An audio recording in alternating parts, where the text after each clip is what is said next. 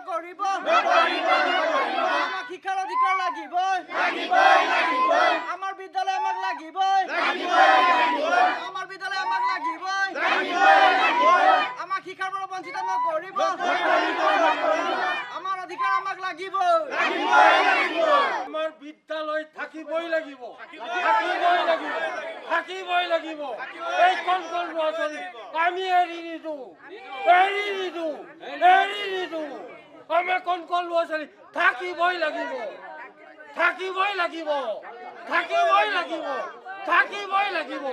কোনো কাৰণতে এৰি নিদিওঁ আমাৰ বিদ্যালয় থাকিবই লাগিব সেই স্কুলখন যাবলৈ বহুত দূৰ আৰু কাষতে খাল বিল আছে আৰু আমি আৰু ভাগৰ লাগি যায়গৈ খোজকাঢ়ি আৰু মা দেউতাহঁত কেতিয়াবা যাবও নোৱাৰে অসুবিধা হয় সেইকাৰণে আমি এই স্কুলখন যাব নিদিওঁ চৰকাৰে যি হতকাৰী সিদ্ধান্ত হাতত লৈছে আমি জয়তে চৰকাৰক আমি ধিক্কাৰ জনাইছোঁ কাৰণ চাপৰি টেঙাপনীয়া প্ৰাথমিক বিদ্যালয়খন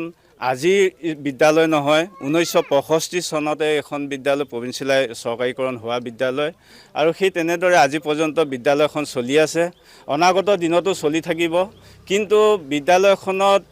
আমাৰ মূল পইণ্টটো আছিলে আমাৰ এনৰলমেণ্ট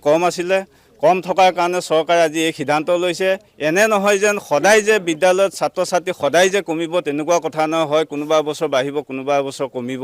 সেয়েহে আমি চৰকাৰক দৃষ্টিগোচৰ কৰিব বিচাৰিছোঁ যাতে এই বিদ্যালয়খন থকা জেগাতে থাকি কণ ছাত্ৰ ছাত্ৰী গাঁওবাসীৰ ভৱিষ্যত চিন্তা কৰি যাতে কোনো কাৰণতে যাতে কণ ছাত্ৰ ছাত্ৰীসকল শিক্ষাৰ পৰা যাতে বঞ্চিত নহয় তাৰ প্ৰতি লক্ষ্য ৰাখি চৰকাৰখনে বিদ্যালয়খন আমাক পুনৰ বিদ্যালয়খন অনুমতি প্ৰদান কৰে আৰু দ্বিতীয় কথা হ'ল কি এই চৰকাৰখনে যিবিলাক হতকাৰী সিদ্ধান্ত হাতত লৈছে এই সিদ্ধান্তত ৰাইজ সম্পূৰ্ণ ইয়াৰ বিৰোধিতা কৰিছে এইটো কাৰণে কৰিছে আজি চৰকাৰখনে শিক্ষাৰ নামত যি অসমত ঢাক ঢোল বজাই ফুৰিছে সেই ঢাক ঢোল বজোৱাৰ আৰতে হৈ গৈছে শিক্ষানুষ্ঠানবিলাক এফালৰ পৰা চুমখানত পৰিণত কৰিছে এফালৰ পৰা নিষেধ কৰি নিছে কাৰণ যদি তেওঁলোকে শিক্ষাৰ নামত ঢাক ঢোলেই বজাই ফুৰিবলগীয়া হয় তেতিয়াহ'লে অনুষ্ঠানবিলাক যদি এফালৰ পৰা যদি তেওঁলোকে বন্ধ কৰি যদি নি থকা হয় তেতিয়াহ'লে শিক্ষা কেনেকৈ প্ৰখৰ হ'ব শিক্ষা কেনেকৈ আগবাঢ়ি যাব এতিয়া চাওক এই বিদ্যালয়খনত কণ ছাত্ৰ ছাত্ৰীসকল যিখন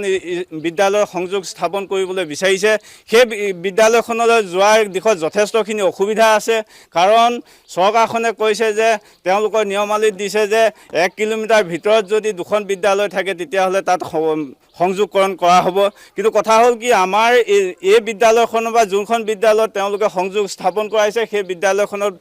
1 কিলোমিটাৰ ওপৰত ৰাস্তা আছে সেয়েহে যে চৰকাৰী বিদ্যালয়ত কোনখিনি ছাত্ৰ ছাত্ৰী পঢ়ে আপোনালোকে নিজেই চাওক যিসকল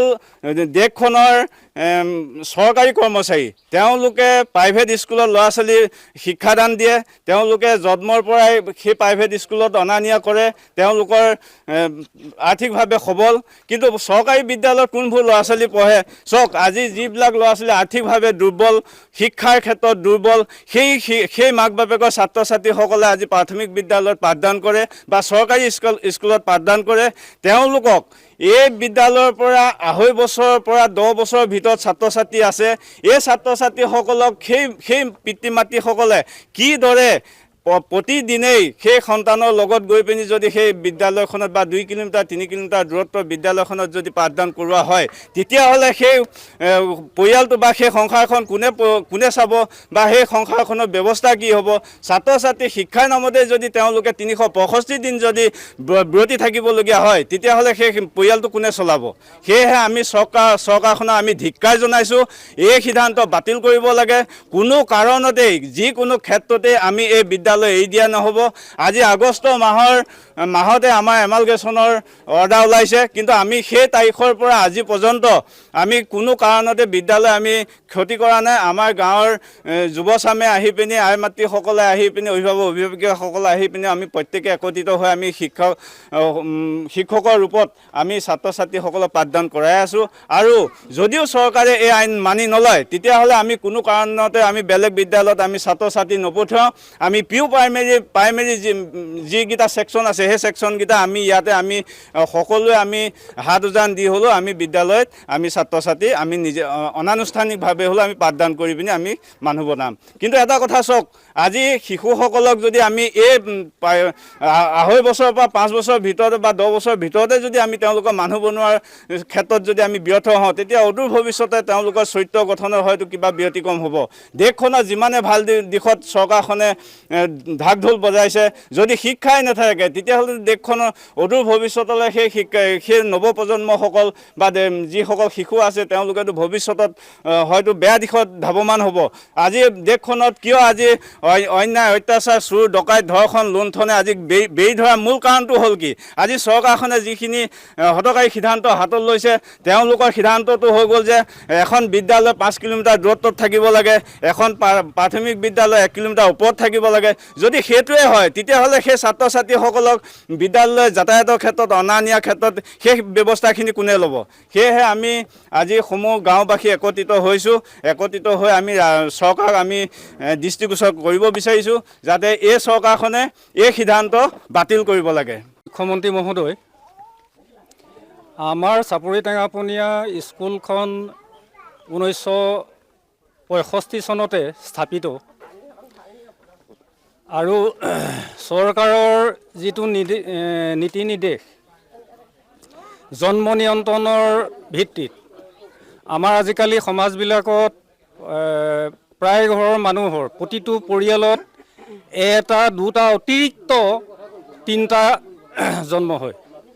আৰু কোনোবা বছৰ আপোনাৰ ল'ৰা ছোৱালী ফুলফিল হয়, কোনোবা বছৰ 2-1 কমি যায়। এনেধৰণে আমাৰ স্কুলখন চলি আছে আৰু বৰ্তমানলৈকে আমাৰ টেঙাপনীয়া গাঁৱত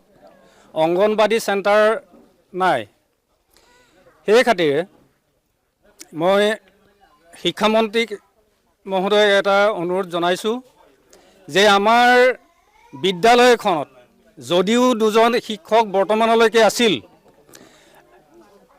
যদি চৰকাৰৰ আমিও এইটো বুজি পাওঁ যে এজন শিক্ষকক 60-65 হাজাৰ দৰমহা দি 10-15টা 20টা ল'ৰা ছোৱালীক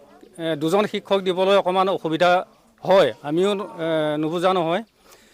আমি অনুৰোধ জনাম যে চৰকাৰে আমাক এটা সুবিধা দিয়ক, এজন হ'লেও শিক্ষক বৰ্তমান এই বছৰৰ কাৰণে দিয়ক। আমাৰ গাঁৱতো শিক্ষিত বোৱাৰী আছে, শিক্ষিত যুৱক সমাজ আছে। আমি তেনেধৰণেই আন্তঃগাঁথনিৰ ফালৰ পৰাই হওক, ৰাজহুৱা পুঁজিৰ ফালৰ পৰাই হওক, আমি তেওঁলোকক আমাৰ অনুষ্ঠানটো চলাই নিবলৈ কণ ল'ৰা ছোৱালীক শিক্ষা প্ৰদান কৰিবৰ কাৰণে আমি যথোপৰ্তি চেষ্টা চলাম। গতিকে মুখ্যমন্ত্ৰী মহোদয়, শিক্ষামন্ত্ৰী মহোদয়ে দয়া কৰি আমাৰ টেঙাপনীয়া গাঁৱৰ প্ৰাথমিক বিদ্যালয়খন ইয়াতে আগৰ দৰে চলিবৰ কাৰণে সুবিধা দিব বুলি আমি অনুৰোধ জনাইছোঁ আৰু আমি চৰকাৰক ধন্যবাদ দিম যদি এজন হ'লেও শিক্ষক ইয়াত দিয়ক আৰু আমাৰ অনুষ্ঠানটো ব্ৰতী হওক। আৰু কণ ল'ৰা ছোৱালীবিলাক আমাৰ ইয়াৰ পৰা 1.5-2 কিলোমিটাৰ আঁতৰত যাবলগীয়া হয়। এই কণ ল'ৰা ছোৱালীবিলাকক প্ৰতিগৰাকী মহিলাই নিয়াত অকণমান অসুবিধাও হয়, কাৰণ একক পৰিয়াল আজিকালি প্ৰায় ঘৰত কাম নকৰিলেও নহয়। গতিকে মই ইয়াকে কৈ মই চৰকাৰক অনুৰোধ জনাইছোঁ আমাৰ বিদ্যালয়খন যাতে আগৰ জেগাতে ব্ৰতী থাকিবলৈ অনুৰোধ জনালোঁ। ধন্যবাদ।